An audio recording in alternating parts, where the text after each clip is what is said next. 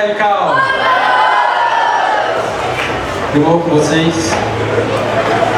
Galera, eu queria confessar uma coisa aqui pra vocês, na verdade, no começo. Às vezes é uma batalha subir até aqui. Essa semana eu fiquei doente e tal. E eu tive muita coisa pra fazer, amontoada assim, e às vezes não tinha tempo pra... Como vocês também, galera. Às vezes não tinha tempo pra construir o esboço, enfim. E agora, antes de chegar ali, eu tava bem inseguro, eu tava bastante ansioso e os humanos me acolheram ali no final. Mas tava passando mal, eu acabei de ir aqui no banheiro Mas é isso, a obra é essa. Ela é desse jeito, né? É difícil, ela é cansativa, mas... Eu creio que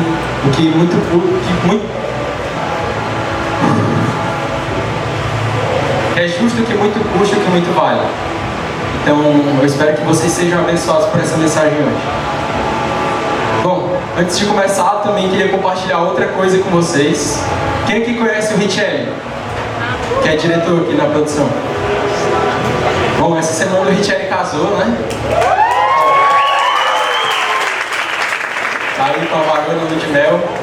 E eu nunca tinha ido para um casamento cristão, né? Eu caminho com Jesus há 2 anos e alguns meses. E essa foi a primeira vez que eu pude presenciar assim, de perto um momento como esse. E eu lembro de toda uma perspectiva que eu tinha em relação a você escolher uma pessoa e caramba, eu vou passar o resto da vida com essa pessoa. E você tem aquela paixão e tal, mas você sabe que as coisas mudam com o tempo. E aí é o que tem a ver com o amor que Paulo fala, que é o amor tudo suporta. Mas quando eu estava ali sentado, vendo aquilo acontecendo, o casamento se consumando, né, digamos assim, parece que as coisas foram mudando ali, né? Porque não eram 2 pessoas que estavam se casando. Ou melhor, eram 2 pessoas que estavam se casando. Mas elas estavam fazendo aquilo para se tornar uma só. E é interessante como Deus abençoa casamentos, né? Eu ouvi o testemunho do Richelli falando sobre como foi o processo e você acha que não vai dar certo. Casamento é uma coisa cara, eu imagino que mesmo novos vocês saibam. E ele disse que Deus foi abençoando o processo e aquilo aconteceu. E eu já ouvi dizer que Deus ama casamentos. E aquilo para mim é um sinal muito claro do que Jesus vai fazer na volta, no fim dos tempos. O noivo vai vir buscar a sua noiva e casamentos como aquele, casamentos cristãos, de pessoas que têm o Senhor como prioridade na sua vida, são um sinal muito claro disso. Eu fiquei arrepiado lá na hora, lógico, pela emoção, eu estava feliz pelo meu irmão, mas porque eu sabia que aquilo era um sinal de que o Senhor está voltando para buscar a sua igreja e a gente não perde por esperar. Momentos como esse aqui, que eu fiquei passando mal ali, eu quase vomitei do jeito que eu estava ali conversando. Mas essas coisas acontecem, mas elas vão passar e a angústia do presente nunca vai se comparar à glória do porvir. Que Paulo fala e o que a gente tem que continuar dizendo. A gente tem que ter essa convicção. E bom, foi muito lindo poder ver aquilo e era isso que eu queria compartilhar com vocês. Bom, esse mês a gente está numa série sobre o livro Deus Não É Seu Ídolo. Eu não estou lembrado exatamente do autor. E eu sei que teve uma galera aí que fez Enem. Quem foi que fez Enem aí esses dias? Que Deus tenha misericórdia de vocês, que vocês não tenham fazendo Enem de novo. Alguém fez o S hoje? Deus abençoe também, pessoal. Bom, então vocês perderam os 2 primeiros domingos da série, imagina, só o meu amigo ali que conseguiu assistir os todos. Mas a gente estava falando sobre o livro Deus Não É Seu Ídolo. E no primeiro domingo, o Afonso pregou aqui sobre idolatria. E bom, o que é idolatria? A idolatria, no sentido geral, é tudo aquilo que ocupa o lugar de Deus no seu coração. E o Afonso foi muito pontual em algumas coisas. A gente acha que a idolatria tem a ver com o que acontecia no Antigo Testamento, onde eles tinham postes e adoravam. E como aconteceu com o povo de Israel quando eles estavam no deserto, que Moisés subiu no monte, foi lá receber as tábuas, né? E escrever a lei, os 10 mandamentos. E aí a galera começa a se desviar, tá ali e do nada faz um bezerro de ouro e começa a adorar o bezerro de ouro. E como assim, né? A gente fica lendo ali e fica, meu Deus, como assim? Mas isso não é muito diferente do que acontece com boa parte de nós, na verdade. Porque os ídolos anteriores eram sutis para eles, mas os ídolos modernos são sutis para nós. A gente caminha com Jesus e talvez a gente tenha essa caminhada intensa no domingo, vem pra cá, se derrama, chora assistindo o culto, chora no louvor, chora na pregação, aceita Jesus umas 15 vezes aí, eu não sei se alguém já levantou o braço mais de uma vez, mas a gente vem nessa emoção, mas quando é na segunda-feira, talvez já saindo daqui no outro dia ou mais tarde, a gente esquece do que a gente estava falando. A gente dá o foco para outras coisas e aí a gente se torna mais ansioso, se torna mais cansado, se torna mais intolerante. Isso tem a ver com o nosso foco. Às vezes você está aqui no domingo, nessa emoção, mas na segunda-feira você vai para a escola e a única coisa que você quer saber é do Enem. Não, eu tenho que estudar para o Enem, que eu quero passar em odontologia, quero passar naquela engenharia, quero fazer dança. Mas esse é o propósito da minha vida na segunda-feira. E na terça também. E na quarta tem o vôlei, então quando eu chego lá eu quero ser o melhor. De alguém diz o nome de um jogador de vôlei bom aí, por favor. Alan? Não, eu quero ser o Alan, eu vou ser melhor que esse cara, eu vou ser o melhor de todos os tempos. E aí quando eu saio do vôlei eu vou pra casa, eu só quero descansar e o meu ídolo se torna o meu descanso. E aí na quinta volta a ser o Enem, e na sexta-feira é o vôlei de novo junto com o Enem, e no sábado é o meu videogame, a coisa que eu gosto de fazer pra me divertir. Mas a gente não tem prioridade com o Senhor. E Mateus 13 vai falar sobre as sementes que são sufocadas pelos espinhos. E é basicamente isso que a idolatria faz com a nossa fé. Porque a gente caminha com Jesus e tem aquela emoção, eu fui salvo, eu levantei o braço, eu entendo que Jesus me salvou, mas essa fé ela é sufocada pelas coisas desse mundo. Ela é sufocada pelo meu desejo de conseguir alguma coisa, seja no sucesso financeiro, seja no sucesso profissional, seja na paz emocional, seja aquela pessoa que eu gosto. E não se enganem, irmãos, essas coisas não suprem. Na verdade, os ídolos se quebram. Eles são frágeis, eles são fracos. Na verdade, eles nem são deuses de verdade. Eles são coisas que a gente inventa para suprir uma necessidade que só Deus pode suprir. Então, não se enganem. Os ídolos, as coisas mais sutis podem se tornar ídolos nas nossas vidas. No segundo domingo, o Euriano pregou aqui e ele falou sobre por que crer no Deus da Bíblia. E aí eu gostaria de ler Deuteronômio 5:6, eu acho que eu nem mandei isso para o Tiago, mas é o Shema Israel. Alguém deve saber melhor do que eu como é que pronuncia. Ele fala: eu sou o Senhor teu Deus que te tirei da terra do Egito, da casa da servidão. E isso ele está dizendo que ele é o único Deus verdadeiro. Ele tira o povo de Israel da escravidão do Egito, leva eles para uma terra desconhecida e lá eles fazem morada. Mas quando o Euriano trouxe essa mensagem, ele não trouxe logo assim de princípio, na verdade ele trouxe uma ilustração muito interessante de Abraão. Abraão ele vivia naquele tempo primitivo e ele subia para adorar nos zigurates.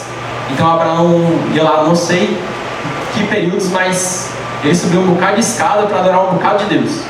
E na verdade, esses deuses, eles não eram deuses pessoais. Eles não tinham uma personalidade. Eles eram deuses famintos que precisavam ser supridos. Eles precisavam de oferendas, e se eles não recebessem essas oferendas, eles se iravam.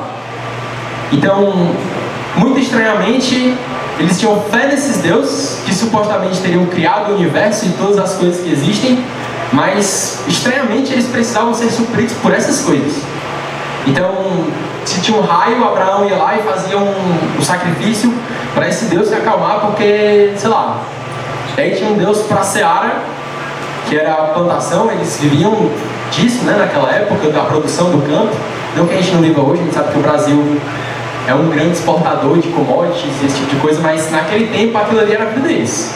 Então ele fazia uma oferenda para o Deus da seara, para o Deus dos campos, para o Deus da produção, enfim. E aí ele tinha fé nessas coisas. E aí de repente Abraão tem um encontro com um Deus extremamente relacional, um Deus que fala com ele de verdade. E esse é o Senhor de verdade. Esse é o nosso Senhor. Então Abraão tem aquela experiência e aí ele entende que aquele é o Deus dos deuses. E hoje a gente vai falar sobre construir um relacionamento com Deus. A gente vai falar sobre construir um relacionamento com aquele Deus que veio para Abraão e muito diferente de tudo aquilo que ele esperava, porque o Eliana falou no domingo passado, ele fala que era normal que as pessoas sacrificassem os filhos para os deuses. Então Abraão vai lá e leva Isaac, e aí ele já vai sacrificar Isaac, e aí Deus vai lá e intervém. E isso é extremamente fora do padrão da época, porque o que se esperava era que se sacrificasse para os deuses para que eles se acalmassem, mas não. A verdade é que esse Deus intervém naquele momento, ele proveu o cordeiro do sacrifício, que é estranho para aquela época, e aquilo era um sinal que apontava já para Jesus nesse tempo, porque ele proveu o sacrifício para que nós pudéssemos estar em comunhão com ele, diferente do que as divindades que eles acreditavam esperavam, que eles tivessem que fazer sacrifício para que os deuses os recebessem. E bom, hoje a gente vai falar sobre construir um relacionamento com Deus. Eu queria saber qual é a expectativa de vocês. Como é que faz para construir um relacionamento com Deus? Alguém quer se arriscar aí? Acho que é orar, acho que é fazer jejum. A Bíblia é um bom ponto para construir um relacionamento com Deus. Dedicar mais tempo a Deus é importante também. Mas alguém quer dizer mais alguma coisa? Oração? Oração é uma coisa importante para construir um relacionamento com Deus. Renúncia é uma coisa importante. Eu queria perguntar também para vocês, quem é Deus? Quem é Deus assim para você? Quem você acha que é Deus? Isso é uma pergunta difícil. Eu não tenho a resposta para essa pergunta, mas eu queria saber isso de vocês também. Alguém que quer dizer quem é Deus? Difícil, né? Já estamos nessa ressaca do Enem aí, vendo a galera hoje mais animada, eles vão fazer 2 piadas que ninguém riu. Não sei se a piada foi boa ou se gostou, mas alguém quer dizer quem é Deus? Quer dizer quem é Deus? Se apresente. Fala aí, pessoal. Oi, meu nome é Juliana e, enfim, Deus pra mim, Ele é Pai, Ele é o cara que deu o próprio filho dele pra, assim, filhos que Ele nem conhecia, filhos que, assim, traem Ele todo dia. Não sei nem se tá errado, tá certa a palavra, tá? Por favor, me julgue. Mas, assim, é um pai que sofre muito na vida. Eu concordo que ele sofre muito. É isso. Obrigado. Agora eu queria fazer mais outra pergunta. Vocês acham que Deus abençoa os projetos de vocês? A faculdade, a escola, às vezes está ali, caramba, eu preciso dessa nota, aí você tira aquela nota, graças a Deus. Agora eu queria fazer outra pergunta. O que vocês fariam se Deus destruísse todos os sonhos de vocês? Alguém aqui ia chorar? Eu estou levantando a mão porque eu ia chorar também. Alguém aqui ia ficar triste? Ia se rasgar as vestes igual o Davi fez, se jogar no chão, jogar terra na cabeça. Eu ia ficar triste também, pessoal. Bom, eu queria convidar vocês a abrir a Bíblia de vocês no Salmo 46. E a gente vai orar agora para começar, tá bom?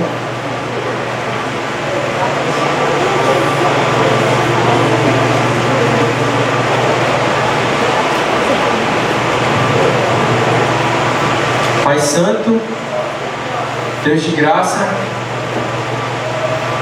eu senti medo, eu senti ansiedade, doeu, mas eu sei que o Teu Espírito veio sobre mim, Senhor, e eu não quero falar, Senhor.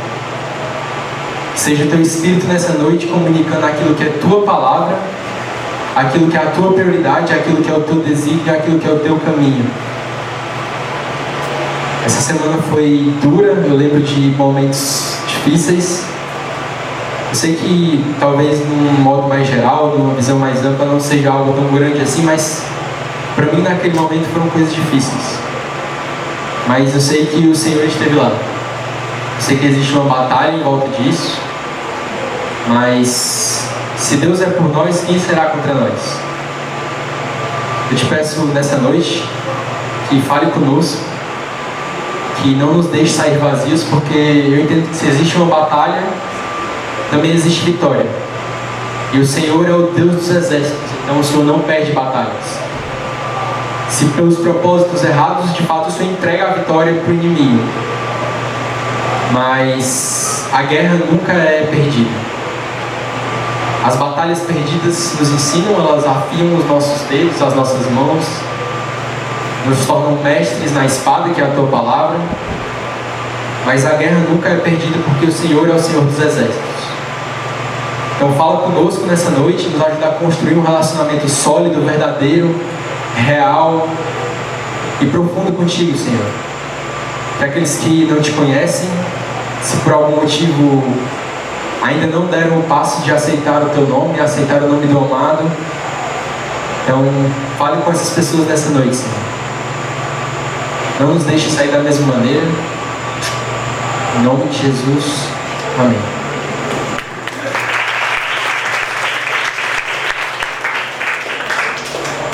Todo mundo conseguiu abrir a Bíblia? Quem conseguiu, fala amém. Quem não conseguiu, fala misericórdia. Quem não conseguiu, tem alguém do seu lado que está com a Bíblia. Então, se tiver, serve o irmão aí, lê com ele, para a gente todo mundo ler a Bíblia juntos. E a gente vai começar aqui. Quem quiser pode acompanhar na tela também. Deus é o nosso refúgio e a nossa fortaleza, auxílio sempre presente na hora da angústia. Por isso não temeremos, ainda que a terra trema e os montes afundem no coração do mar. Ainda que estrondem as suas águas turbulentas e os montes sejam sacudidos pela sua fúria.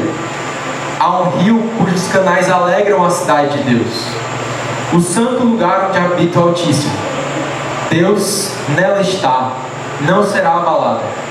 Deus vem em seu auxílio desde o romper da manhã. Nações se agitam, reinos se abalam, ele ergue a voz e a terra se derrete. O Senhor dos exércitos está conosco, o Deus de Jacó é a nossa torre segura. Venham, vejam as obras do Senhor, seus feitos estarrecedores na terra. Ele dá fim às guerras até os confins da terra. Quebra o arco, despedaça a lança, destrói os escudos com fogo. Parem de lutar, saibam que eu sou Deus. Serei exaltado entre as nações, serei exaltado na terra. O Senhor dos exércitos está conosco, o Deus de Jacó é a nossa torre segura. Bom, quando a gente pensa nessa temática, construindo um relacionamento com Deus, a gente parte de uma premissa de que não existe um relacionamento com Deus. Ou se existia, esse relacionamento foi rompido por algum motivo. E para a gente chegar nessa conclusão, para a gente chegar na conclusão de como fazer isso, como construir um relacionamento com Deus, a gente precisa voltar para o princípio, lá para o jardim.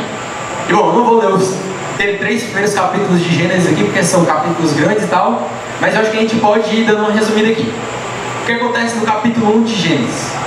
Deus criou os céus, a terra, ele criou o universo em 6 dias, ou talvez 6 tempos. A palavra no hebraico para isso não é muito clara, então pode ser 6 eras ou pode ser 6 dias. Mas Deus, o foco aqui é que Deus criou o universo em 6 dias. E é interessante que a gente vê nesse texto que lá fala que não tinha chuva, mas a água brotava do solo para irrigar o solo.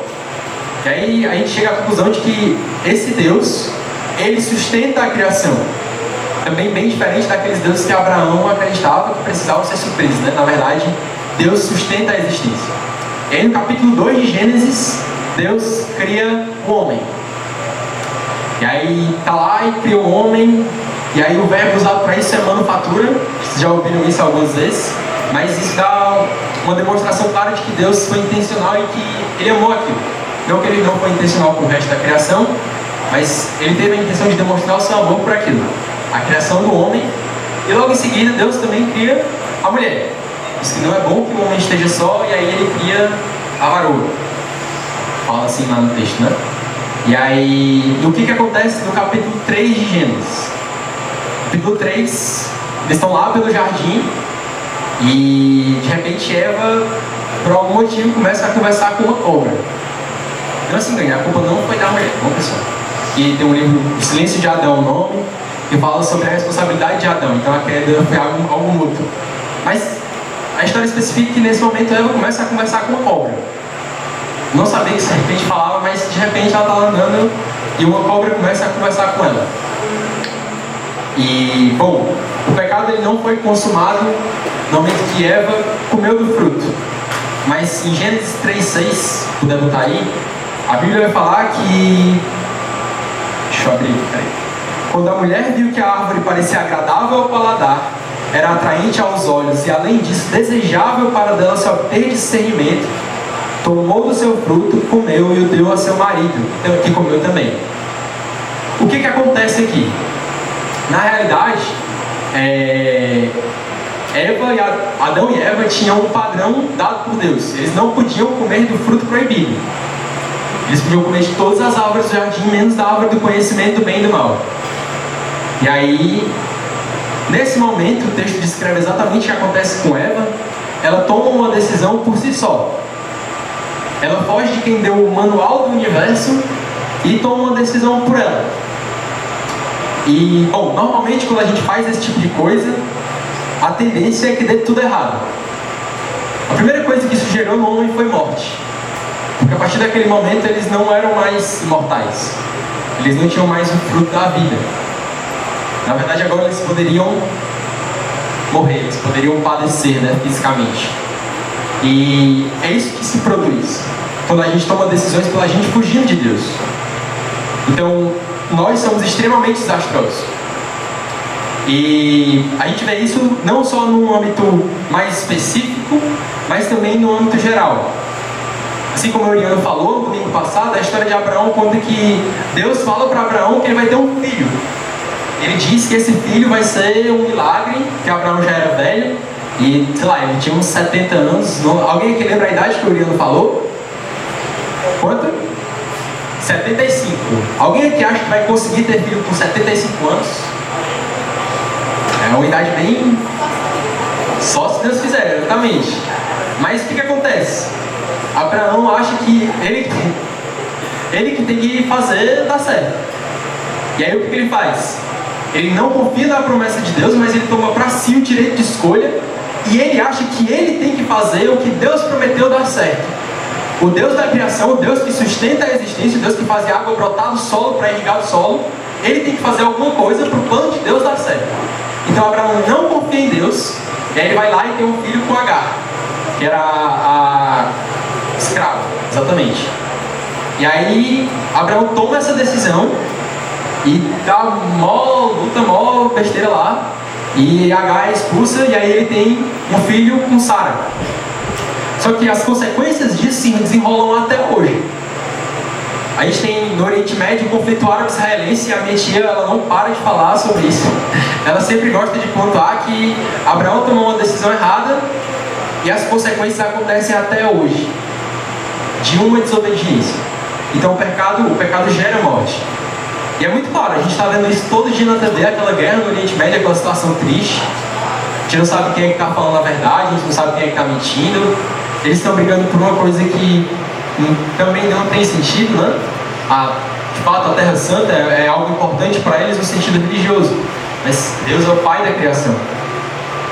E por causa da decisão de um homem, a gente paga até hoje nessa confusão.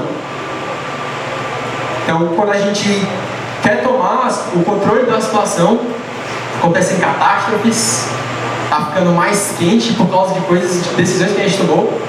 E o texto bíblico ele não nega o progresso do homem. Ele não nega que a tecnologia avança, ele não nega o sucesso político. Ele fala de nações, de reinos, ele fala de arcos, de escudos, de espadas.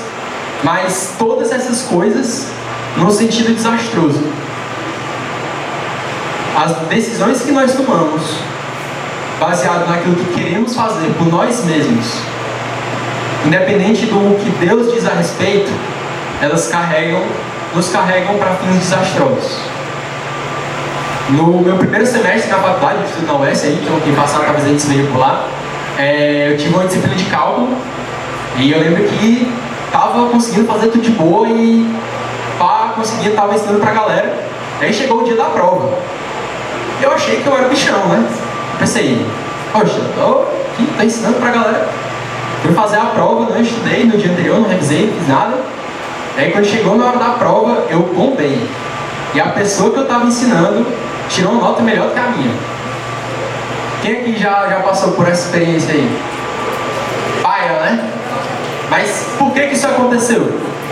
Porque eu tomei uma decisão por mim mesmo. Eu achei que eu não precisava fazer do jeito certo, do jeito que me era ensinado a fazer, do jeito que dava certo. Eu achei que eu podia tomar o controle da situação. E isso é o que acontece com a maioria de nós. Nós ocupamos uma cadeira no nosso coração que não é nossa. Nós ocupamos uma cadeira que pertence ao Senhor. Ele tem um manual do universo, e se eu tivesse ouvido o que Deus tem para me dizer, eu teria ouvido 1 Coríntios 3, que diz, 1 Coríntios 10, 31. Quer comais, quer bebais, façam isso para a glória de Deus. E eu fiz aquilo para me gloriar, achando que eu era muito bom, e no final me lasquei todinho. E se eu tivesse estudado para a glória de Deus, aquilo teria dado certo. Então, para a gente poder construir um relacionamento com Deus, o primeiro ponto, a gente precisa reconhecer quem a gente é. E a gente é isso. Nós somos a imagem e semelhança do Criador. Nós temos capacidade, isso nos foi dado muito claramente. Adão dá nome aos bichos, ele domina eles. A Bíblia fala que o homem tem domínio sobre a terra. Mas quando a gente toma decisões por nós mesmos, a tendência é só catástrofe. Bom, esse é quem nós somos. Então o primeiro passo para construir um relacionamento com Deus é termos ciência de quem nós somos. O segundo passo para construir um relacionamento com Deus, eu gostaria de ler o verso 9 e 10, o texto que a gente leu, conhecer quem é Deus. E ele fala, o texto vai dizer que ele dá fim às guerras até os confins da terra, quebra o arco e despedaça a lança, destrói os escudos com fogo. Parem de lutar, saibam que eu sou Deus, serei exaltado entre as nações, serei exaltado na terra.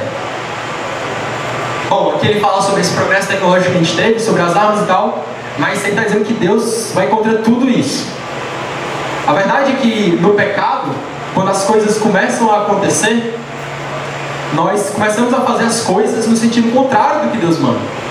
É o seguinte, existe uma vontade, que é a vontade de Deus, e ela é soberana, e ela é um manual para a gente viver essa vida da maneira correta. O livro de Provérbios vai falar várias vezes sobre isso. E existe a nossa vontade. E se a gente tem uma vontade diferente da de Deus, ela é o errado. Então, Deus vai de contramão a tudo isso que a gente está construindo. Guerra, morte, destruição. E Ele tem o fundamento da liberdade que está em Cristo. Ou seja, é outra coisa inesperada. A palavra hebraica para conhecer, quando você vai falar de conhecer a Deus, é Yada. E ela fala assim sobre a experiência de conhecer a Deus intelectualmente. E por isso nós lemos a Bíblia, mas ela tem a ver mais com experiência. E agora eu queria mostrar para vocês uma foto. Tiago, tu pode botar a foto aí?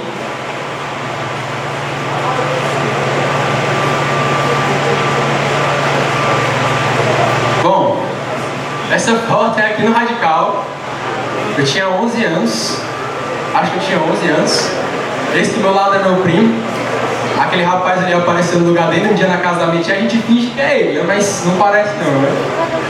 Mentira, gente, é o meu primo. Mas nessa época eu lembro que eu ia pro Radical e toda aquela empolgação. Eu imagino que quem que foi pro acampamento? Então todo aquele hype de ir pro acampamento, e chegava aqui, tinha a galera. Mas eu não tinha uma experiência com Deus naquela época. E aí eu lembro que quando eu falei de levantar a mão 15 vezes, assim, eu estava falando de mim mesmo. Acho que eu aceitei Jesus umas 3 vezes nesse tempo. O cara estava pregando aqui e eu ficava emocionado. Aí eu levantava a mão. Só que eu não entendi o que estava acontecendo. E aí eu lembro que eu ia orar e eu fechava os olhos. E aí eu falava um bocado de coisa. E nada acontecia também. E, bom, o que mudou? Quando eu orava naquele tempo, eu fechava os olhos e nada acontecia. Hoje, quando eu fecho os olhos para orar, acontece a mesma coisa. Aí eu não escuto a voz de Deus. Bom, eu queria dizer para vocês, na verdade, que talvez alguns aqui escutem, talvez alguns tenham dons para esse tipo de coisa, mas, no geral, a gente não vai ter esse tipo de experiência. A maioria das pessoas não vai ter esse tipo de experiência. E eu acho que algo que a gente pode levantar em relação a isso, o que muda é um texto que está lá em Filipenses 2. Filipenses 2:5, Paulo vai dizer que seja a atitude de vocês a mesma de Cristo Jesus. Se não precisam, eu estou lendo aqui, se alguém quiser abrir, mas não precisa, tá? Seja a atitude de vocês a mesma de Cristo Jesus, que embora sendo Deus, não considerou que o ser igual a Deus era algo a que devia apegar-se, mas esvaziou-se a si mesmo, vindo a ser servo, tornando-se semelhante aos homens e sendo encontrado em forma humana. Humilhou-se a si mesmo e foi obediente até a morte, e morte de cruz. Jesus, ele foi um exemplo de alguém que teve um relacionamento com Deus. Era dedicado à leitura da palavra, ao ensino da palavra e a uma vida de oração. E o que isso trouxe para Jesus? A princípio, uma morte humilhante. Talvez a morte para Jesus hoje, a morte para Jesus naquela época, daquela forma, humilhado em praça pública, exposto daquela maneira, crucificado com bandidos, com assassinos, seria algo para hoje, para a gente como, sei lá, morrer correndo pelado na rua, porque roubou um Kinder Ovo na farmácia. Tipo isso. Não da mesma maneira, mas é porque foi muito humilhante morrer daquele jeito. A Escritura diz que o Cristo deveria morrer, mas Jesus foi levado a uma morte humilhante. Moisés, no Antigo Testamento, já tinha falado sobre isso. Diz: maldito todo aquele que é pregado no madeiro. Mas então, peraí. Se eu me entregar para Deus, para conhecer a Deus, eu vou ter um fim humilhante? A verdade é que a vontade de Deus em relação à vontade do homem é muito subversiva. Só que o que ela produz é muito diferente do que a vontade do homem produz. Porque a nossa intenção é ter honra. Só que o orgulho precede a queda. Já o que Deus faz, e foi o que aconteceu com Jesus, é que a humilhação precede a honra. A morte de Jesus, ela não produziu morte, como as nossas decisões. Na verdade, ela produziu salvação. Hoje, eu e você estamos aqui e temos ciência da eternidade e da glória de Deus por causa da morte de Jesus. E, bom, quero dizer para vocês agora o que é que mudou. O que mudou não foi o meu externo, porque naquele tempo, quando eu fechava os olhos, quando eu levantava a mão, eu estava tentando escolher Deus.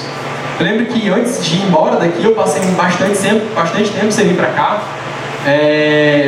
Eu pedi a alguém para me provar que Deus existe. Eu lembro dessa pessoa usar argumentos válidos, mas que não me convenceram. Porque naquele tempo eu estava tentando escolher Deus. Eu estava tentando trazer Ele para a minha vida e colocar Ele em algum ponto. Só que o que mudou é que hoje eu entendo que Ele me escolheu. Assim como faz com cada um de nós. O que mudou não foi o Deus, não foi o modo como Ele fala comigo. Mas Ele me mudou. Essa palavra iada, ela fala de experiência, conhecer a Deus com a experiência. E falei no começo sobre como vir pregar era difícil e ficava ansioso e tal. E tem um livro que o nome é O Lugar Mais Seguro da Terra, do autor Larry Crabb. Ele vai dizer que a gente que exerce liderança espiritual, que comunica, que ensina a palavra, é fortemente confrontado com a sensação de hipocrisia. Uma síndrome do impostor, né? Porque a gente está aqui falando uma mensagem que a gente não é plenamente capaz de cumprir. Eu não posso chegar aqui e pregar dizendo que vocês devem ser ansiosos só às vezes. Eu tenho que dizer: não estejais ansiosos por coisa alguma, porque essa é a palavra de Deus. Mas no livro ele também fala que a solução para esse problema é a comunidade. A experiência de estar com pessoas que também querem caminhar com Jesus me ajuda a ser mais parecido com Jesus e superar essas falhas de caráter. Porque a minha ansiedade, ela não tem a ver com... Ela tem a ver com o peso da mensagem, mas tem a ver comigo em relação ao peso da mensagem. A estar comunicando aqui e ser confrontado com o fato de que eu não sou perfeito o bastante para cumprir essas coisas que eu estou falando para vocês. E essa é a experiência. Ter um encontro com um Deus real, um encontro com um Deus que é profundamente relacional. E conhecê-lo através das palavras dele mesmo. Não se enganem, galera. A gente pode surgir o argumento de que a gente está inserido numa cultura cristã, de o cristianismo ser talvez idolatrado, senão quem é crente é bom, mas a Bíblia, ela é um livro que não se nega de um ponto ao outro, na verdade ela se confirma, em um tempo gigante, acho que em torno de 6 mil anos, algo em torno disso. 6 mil anos não, mas os autores entre um e outro são de muito tempo.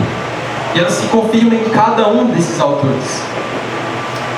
E isso tem a ver com a experiência desse Deus que vem se mostrando ao longo do tempo e que se revelou a nós. E que, diferente da maioria dos nossos deuses, porque a gente se vende para eles, a gente dá tudo que a gente tem, a gente dá tudo que a gente é, para algo que não vai ser capaz de sustentar quem nós somos. Na verdade, esse Deus deu aquilo que ele tinha de mais importante para que nós pudéssemos estar aqui, ainda falhos, ainda pecadores, ainda talvez saindo daqui amanhã trocando ele por outro Deus que a gente criou. Mas ele sacrificou o próprio Filho para que a gente pudesse estar aqui. E tem a ver com essa experiência. Bom, o terceiro ponto é saber a quem pertence o poder. E aí eu gostaria de ler com vocês um trecho do livro. E a gente já está caminhando para o final, então a banda está ali já, então beleza. O reconhecimento da soberania de Deus é o fundamento que nos impede de correr atrás do poder. De fato, a idolatria se manifesta no desejo primitivo do ser humano de ser Deus, para ter poder e controlar tudo, pois a noção do sagrado comporta em si o poder. A busca pelo poder é o desejo de ser Deus para controlar a realidade. Alguém que não conhece a própria fraqueza continuará querendo ser Deus para ter poder. A esperança de sua vida está depositada em si mesmo e em seus próprios esforços. Em contrapartida, aquele que já reconheceu sua fraqueza e está consciente da soberania de Deus sobre todas as coisas, fundamenta a esperança de sua vida na presença de Deus neste mundo. O desejo de quem teve a vida transformada é que a glória de Deus, isto é, a sua presença, seja evidenciada ainda nessa realidade. É por isso que o primeiro item da oração daquele que tem um relacionamento com Deus é que o nome de Deus seja santificado. Isto é, que Deus seja manifestado concretamente na vida cotidiana. E a gente volta para aquela ilustração de Israel na escravidão no Egito. Quando a gente tenta tomar as decisões pelos nossos próprios esforços, pelos nossos próprios métodos, a gente está sujeito à escravidão das nossas limitações. E aí a gente é tomado por ansiedade, por medo e por deuses frágeis que se quebram e que não são capazes de nos sustentar. Às vezes você tem uma expectativa em alguma coisa e aquilo te frustra e às vezes é o fim do mundo, porque aquilo era um falso Deus. Mas, muito diferente, quem deposita a sua confiança em Deus está fundamentado na rocha. A rocha firme que é Cristo. E ainda que os reinos se abalem, que as nações caiam, que a política vá por água abaixo, que as guerras cresçam, o nosso socorro vem do Senhor. E aí o começo do texto diz, né? Deus é o nosso refúgio e a nossa fortaleza, auxílio sempre presente na adversidade. E nós voltamos para outras promessas, como as aflições do presente não podem se comparar à glória do porvir. Como quem poderá atentar contra os escolhidos de Deus? Esse é o nosso Deus.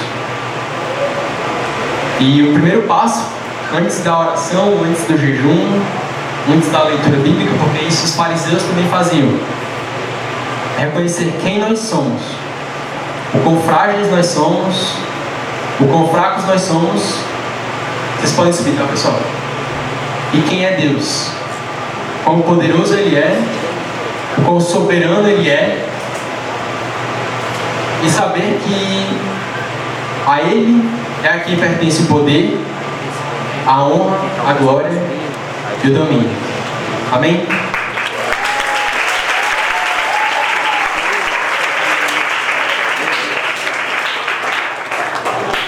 Senhor Jesus, nessa noite que o Teu nome seja santificado no nosso meio. Pode pegar mais teclado. Eu não sei se alguém aqui não te conhece, mas que saia hoje edificado por essa palavra e mais tocado um pouco mais com essas transições. para buscar a Tua presença, Senhor. Abençoar aqueles que não puderam ouvir e que essa transformação ela possa transbordar daqui, Senhor. Nós não hesitemos em falar da Tua palavra, em buscar os Teus caminhos, em honrar o Teu nome. Nos faz entender quem nós somos, o quão fracos nós somos, o quão frágeis nós somos, e nos faz entender quem é o Senhor. Um Deus de amor, um Deus que entregou aquilo por nós, aquilo que tinha de mais precioso, e mesmo sabendo que nós não daríamos o devido retorno, mas porque o Senhor nos amou incondicionalmente, mesmo não merecendo, Senhor. Abençoe essa noite, abençoe essa semana e nos guia para a Tua honra e para a Tua glória. Em nome de Jesus. Amém.